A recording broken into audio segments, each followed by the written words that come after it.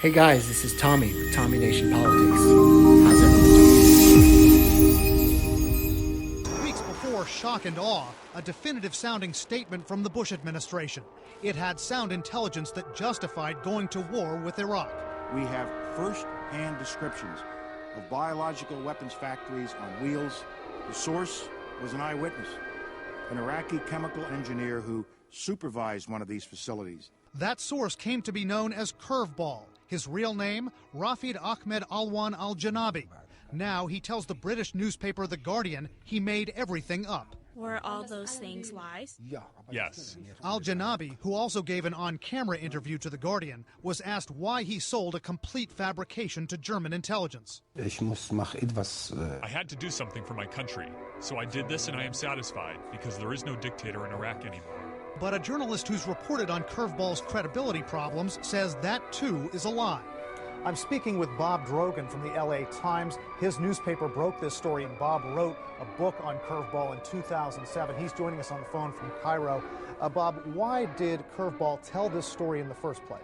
He told the story because he wanted to get out of a refugee camp in Germany. He wanted to get on the payroll of the German intelligence agency.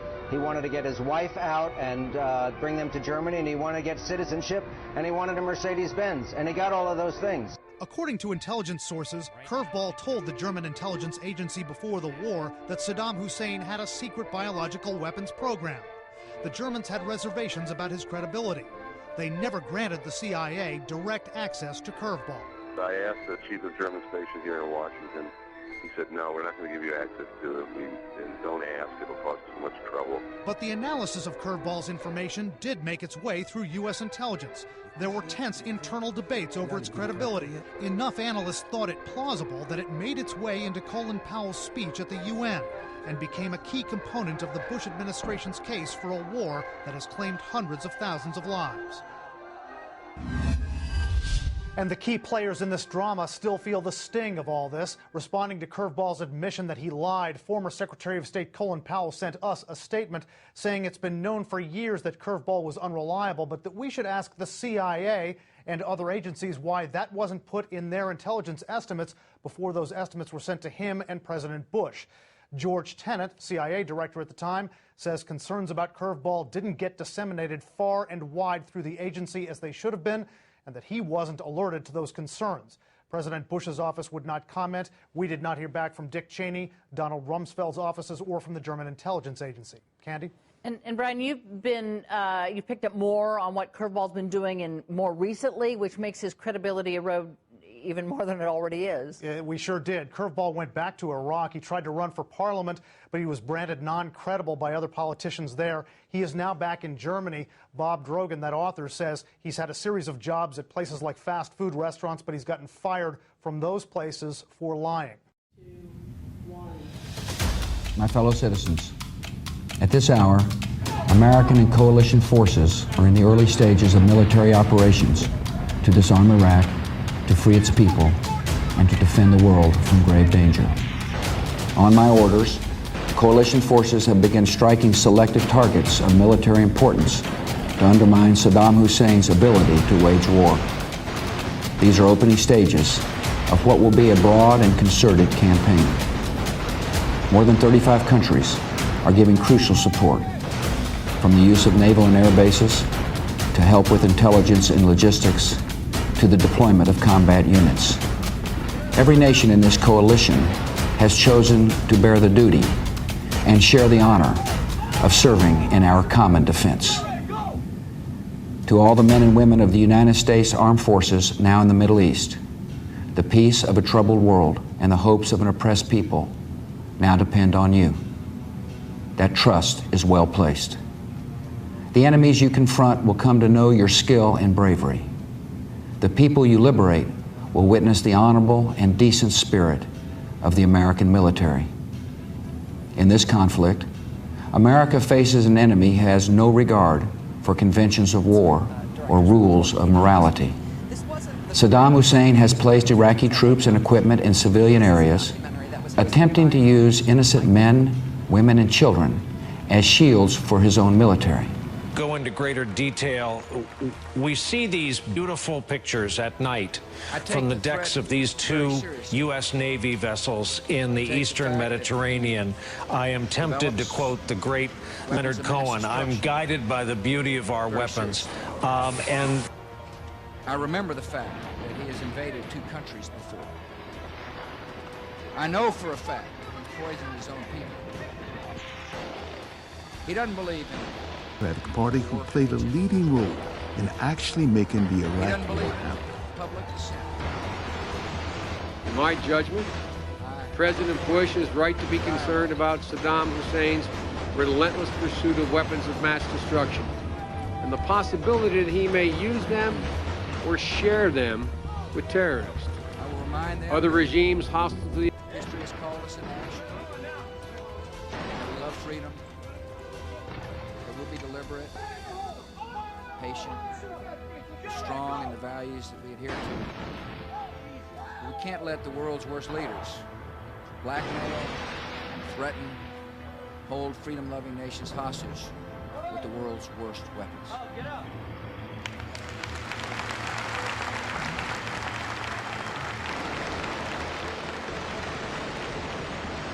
with terrorists. Other regimes hostile to the United States and our allies already have or seek to acquire weapons of mass destruction. This was Joe Biden in 2002 speaking as chair of the United States Senate Committee on Foreign Relations. A few months later, when the Senate was debating whether to give President George W. Bush the authority to start a war with Iraq, Biden argued strongly in favor of granting this authority.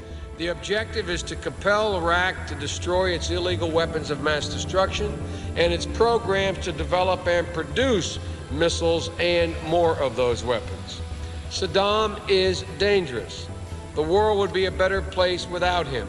But the reason he poses a growing danger to the United States and its allies is that he possesses chemical and biological weapons and is seeking nuclear weapons. And unlike my colleague from West Virginia and Maryland, I do not believe this is a rush to war. I believe it's a march to peace and security. I believe that failure to overwhelmingly support this resolution is likely to enhance the prospects that war will occur. Joe Biden did so much more than vote for the war. He was the chair of the powerful Senate Committee on Foreign Relations, and he really used his control over that committee to make sure that a majority of the U.S. Senate voted to authorize the war. And that's a very serious thing. It's questionable whether the authorization to start the war could have even passed Congress without all that Biden did to get it approved. So he really did play a major role in bringing us into the Iraq War, a terrible, terrible war. And this was much more responsibility. He bears much more responsibility than many other senators who simply voted for it. Of course, the statement about chemical, biological, and nuclear weapons were false. And many experts already concluded this at the time of the Senate hearings, but Biden didn't allow these experts to testify. That's really significant. As chair of the Foreign Relations Committee, Biden was able to control the Senate debate on the war, and therefore much of the information that most senators received and that major media outlets reported was really distorted. There were other Democrats in the Senate who wanted to put limits on Bush's ability to start a war in Iraq. For example, if there was no imminent threat to the United States and the United Nations did not authorize a war, then President Bush would have to come back to Congress for another resolution. But Biden shot this down. So the reason why I oppose the amendment of my friend from Michigan is because the basic premise upon which I began is consistent with where my friend from Connecticut begins, and that is that the threat need not be imminent for us to take action. That's authority we're about to delegate to the president. So the fact that he would take such a stridently pro-war position, that he would use that role to limit the debate the way he did, played a major factor in getting enough defections from the Democratic majority to join with almost unanimous Republican support to make the war resolution pass. As a result, I don't think it would be unfair to say that Biden played a more important role than probably anybody in Congress in making the Iraq War possible. The idea that Iraq, which had been rid of its non-conventional weapons and weapons programs and weapon systems, that was under the strictest sanctions of any nation has ever experienced, was somehow a threat to the United States and the far side of the world is totally absurd. I mean, totally ridiculous. I mean, the fact that an educated person like Joe Biden with foreign policy experience would believe that it really defies the imagination. But the witnesses mostly reinforced the pro-war arguments. The question before us really is, should the United States depose Saddam Hussein? And my answer is clearly yes. My suggestion, as I stated earlier, is that regime change, as the stated U.S. policy, would be the correct way to deal with this problem. In my opinion, weapons inspections are not the answer to the real problem, which is the regime. And the people want a regime change. Let's help them to make this change and liberate Iraq from this oppressor. Iraq has enough to generate the needed bomb-grade uranium for 3 nuclear weapons by 2005. It is too difficult to see how any measure short of a regime change will be effective. A nuclear-armed Saddam sometime in this decade is a risk we cannot choose to ignore. It is essential to recognize that the claim made by Saddam's representatives that Iraq has no weapons of mass destruction is false. We know that Iraq permits no al-Qaeda members to live and move freely about in Iraq. I am told that that is the case, that the al-Qaeda groups are welcome and that they're being supported. Their families are being supported. I have to tell you, Iraqis desperately want to be freed of Saddam Hussein, and they also know that the only country that can help them with this. So, I mean, that is the land of unconfirmed. Yes, we came, we saw, he died. Did it have anything to do with your visit? No, I'm sure it did. Is the United States. And they are ready to welcome the U.S. as liberators. Senator Lincoln Chafee of Rhode Island pushed back against the witnesses being stacked, but Biden cut him off. And I do think that it would have been good to have that perspective on this panel, for better balance. I think we've got from this panel a perspective that the threat is very real, very immediate, and I maybe would ask you to comment on some of these senior military officials, including, according to the article, members of the Joint Chiefs of Staff and their Senator Yield, just for a moment, I apologize, but excuse me. The senator from Florida is going to chair the hearing. I have to leave for a few minutes, and after this panel is over, we'll recess for how much time for lunch? 45 minutes for lunch when this panel, I'm not suggesting we finish now. When the panel is finished, we'll recess for 45 minutes. And I assure you, Senator, there are other witnesses coming along who think the policy of containment is just fine. So I hope you'll find. The Director of National Intelligence, in this report, also singled out as a success in the Russian operation last year targeting our election. Singled out as a success the placing of an anti-Joe Biden documentary on U.S. television. It was this supposed documentary. It aired on one of the rabidly pro-Trump and perhaps also incidentally pro-Putin news networks.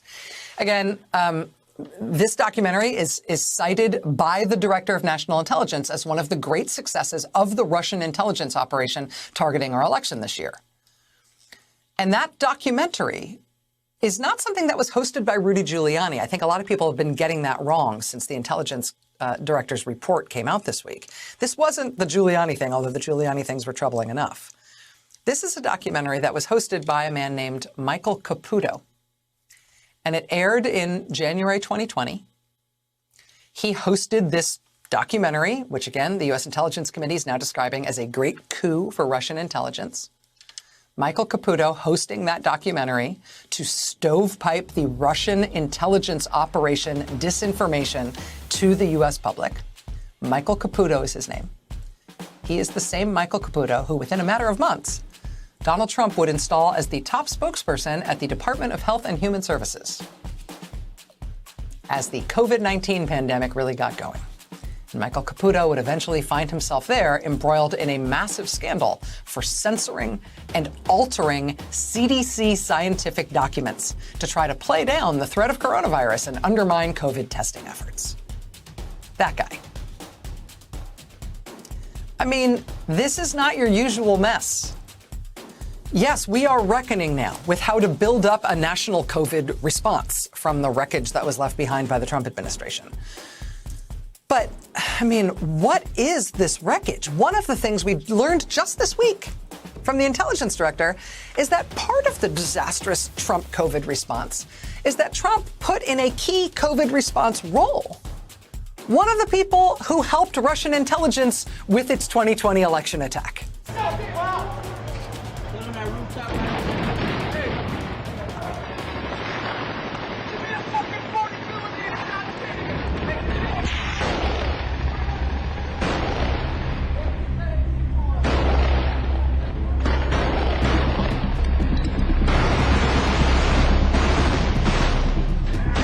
Vladimir Putin authorized operations during the election to denigrate me, support President Trump, undermine our elections, divide our society. What price must he pay? He will pay a price. We had a long talk. He and I know him relatively well. And the conversation started off, I said, I know you and you know me. If I establish this occurred, then be prepared. He said, you know, you have a soul. I did say that to him, yes. And his response was, we understand one another. Well, I wouldn't be a wise guy. I was alone with him in his office. That's how it came about. It was when President Bush had said, I looked in his eyes and saw his soul. I said, look in your eyes. And I looked at the other side and looked back and said, can I finish each other? Look, in my experience, and I've dealt with an awful lot of them in my career, is just know the other guy. So you know Vladimir Putin, you think he's a killer? I do. It's President Biden in a new ABC interview talking about the intelligence assessment on foreign interference into the 2020 election that was declassified yesterday. Leading up to the election, senior Trump administration officials claimed China was looking to hurt President Trump's re-election chances. But the newly released assessment says China stayed out of the election, but Russia and Iran very were to report Russian President Vladimir Putin authorized, quote, influence operations to denigrate President Biden's candidacy in the Democratic Party, supporting former President Trump, undermining public confidence in the electoral process, and exacerbating socio-political divisions in the United States. Meanwhile, China, quote, considers that it did not deplore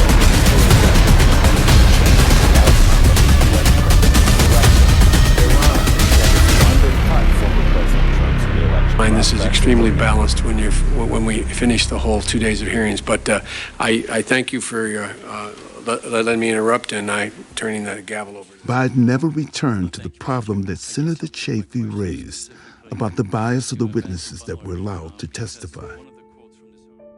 I was in the Iraq War twice and the Afghan War once. You know, for veterans, these wars have had an impact that lasts for our whole lives.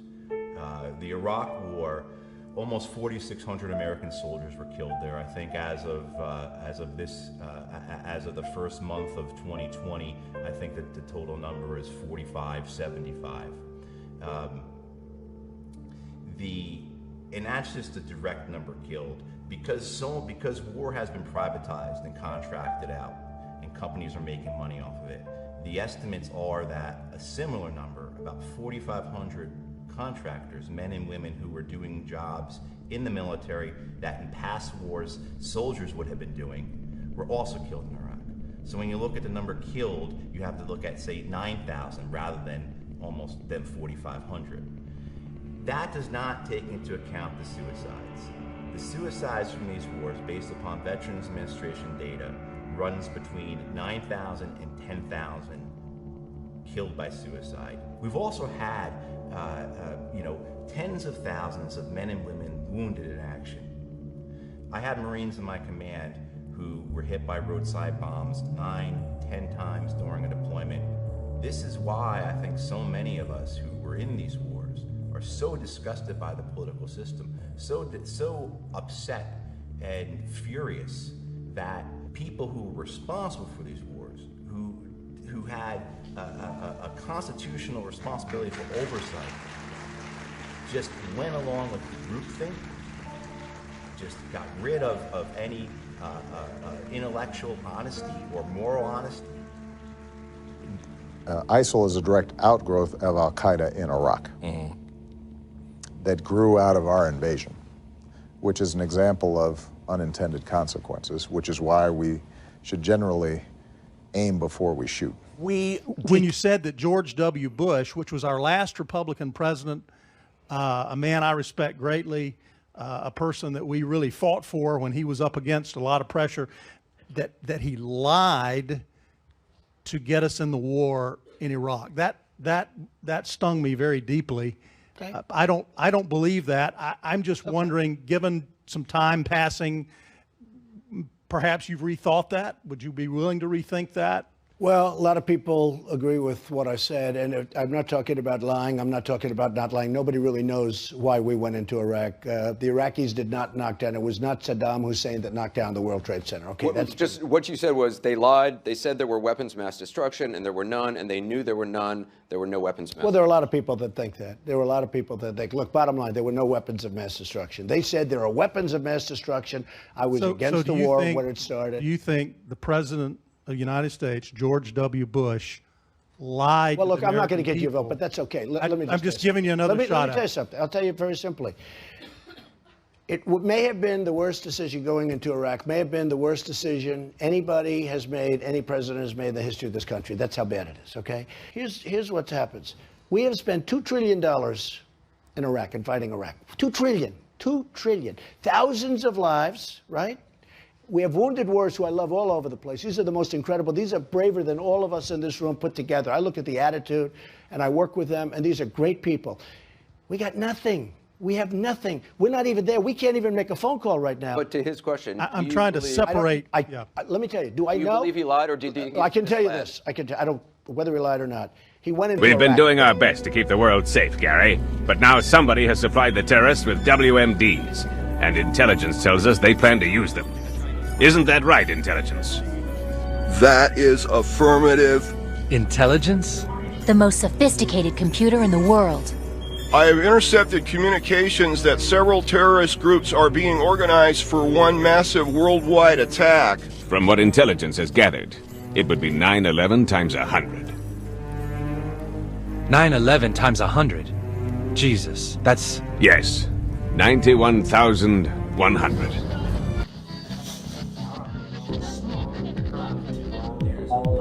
Hey guys, this is Tommy with Tommy Nation Politics. How's everyone doing today? Tommy Nation Politics. Vladimir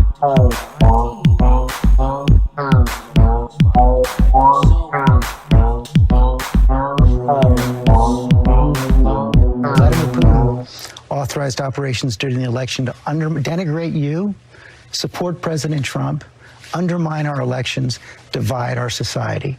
What price must he pay? He will pay a price. We had a long talk, he and I. I know him relatively well. And the conversation started off, I said, I know you and you know me. If I establish this occurred, then be prepared. You said you know he doesn't have a soul. I did say that to him, yes. And his response was, we understand one another. I wasn't being a wise guy. I was alone with him in his office. That's how it came about. It was when President Bush had said, I've looked in his eyes and saw a soul. I said, looked in your eyes, and I don't think you have a soul. And looked back at me and said, we understand each other. As a soldier, I know that the most basic requirement before taking any military action is you have to have a clear, achievable objective and a strategy to accomplish that objective.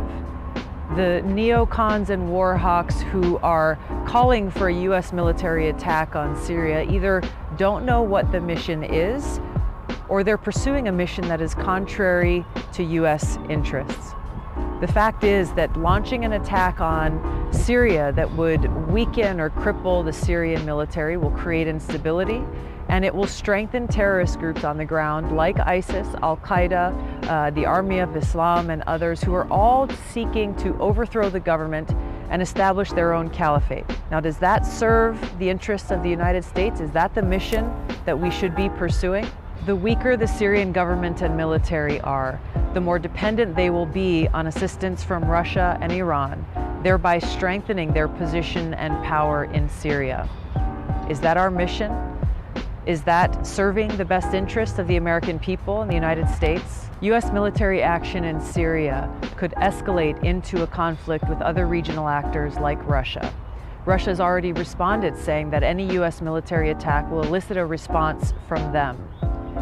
How does going to war with Russia over Syria best serve the interests of the American people? Our troops put their lives on the line for our country.